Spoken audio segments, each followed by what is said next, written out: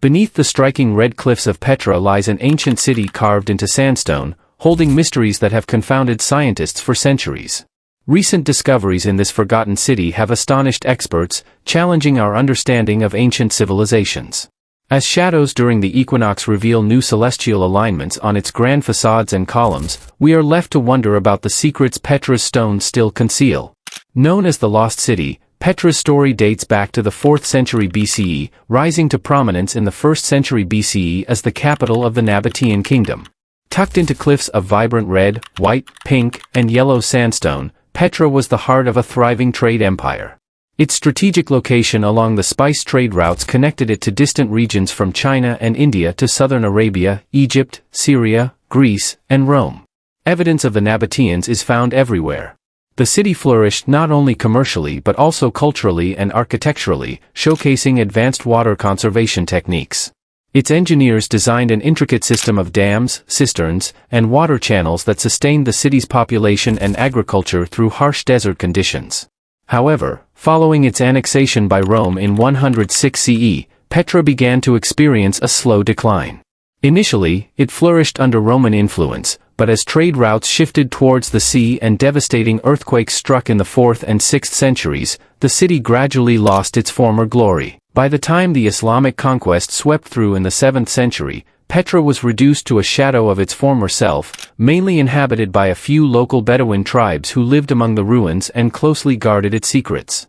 Throughout the Middle Ages and well into the 18th century, Petra remained enveloped in obscurity, particularly to the Western world.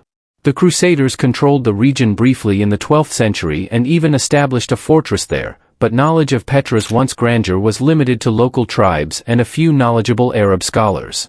The renowned 14th century explorer Ibn Battuta mentioned Petra during his travels, describing it as a remote place with buildings impressively carved into rock faces. This period in Petra's history mirrors that of another ancient city, Machu Picchu in Peru, which also remained hidden from Western awareness until its rediscovery in 1911 by Hiram Bingham. Both cities were advanced in manipulating their natural environments, Petra with its sophisticated water management systems and Machu Picchu with its terrace fields and intricate urban planning. The prolonged European ignorance of Petra lasted until the 19th century, with the region fading into the realm of myth and legend.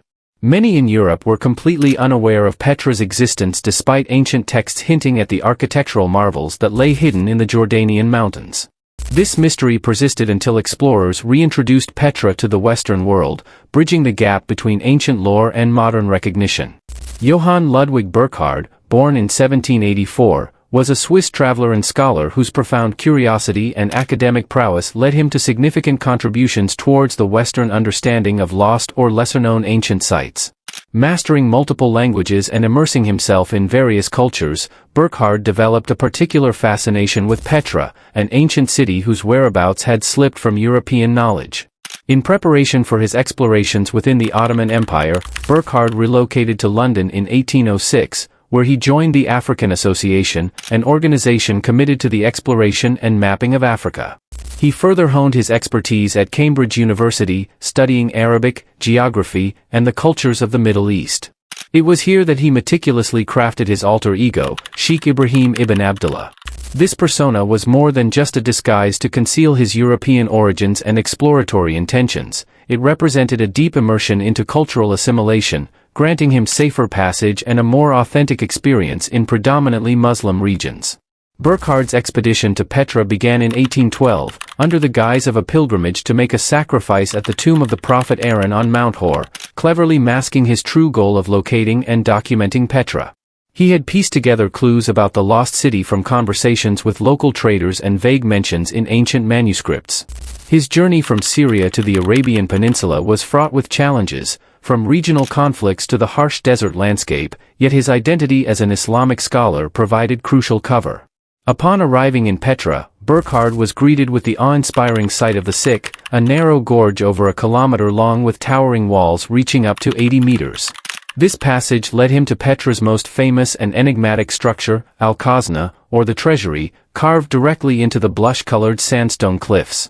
Its facade showcased a stunning blend of Nabatean, Greek, and Roman architectural styles. Petra's entrance, known as the Sikh, is more than just a gateway, it's an architectural marvel in its own right. This narrow gorge, carved directly from the towering sandstone cliffs, stretches for about 1.2 kilometers and varies in width from a mere 3 to 16 meters. As you walk through, the walls, which soar to heights of over 80 meters, dramatically frame your approach, guiding you towards the heart of Petra, ending at the magnificent Alcazna. Along the Sick, you'll notice a series of ancient water channels, a testament to the Nabatean advanced hydraulic engineering skills. They devised these systems to capture and conserve the scarce desert rainwater.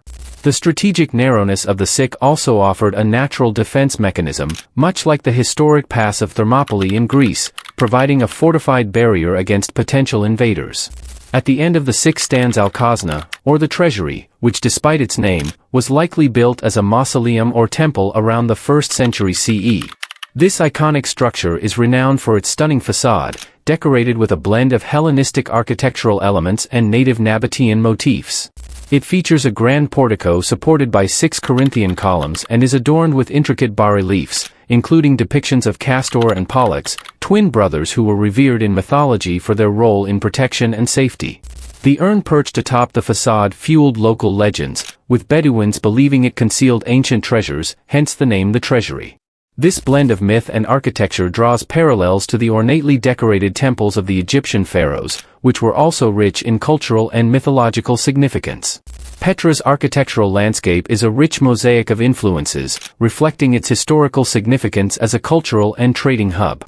The city's structures blend Nabatean rock-cut artistry with classical Greek, Roman, and later Byzantine styles.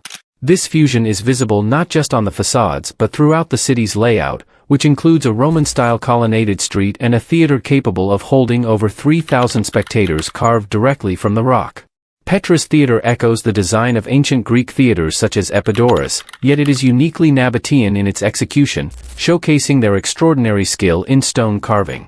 This architectural diversity highlights the city's role as a melting pot of various civilizations throughout history, each leaving their mark on its stones and streets. Among the monumental structures in Petra, the monastery known as Ad Dair stands out for its architectural splendor. Akin to that of the Treasury, yet it occupies a more secluded and solemn location.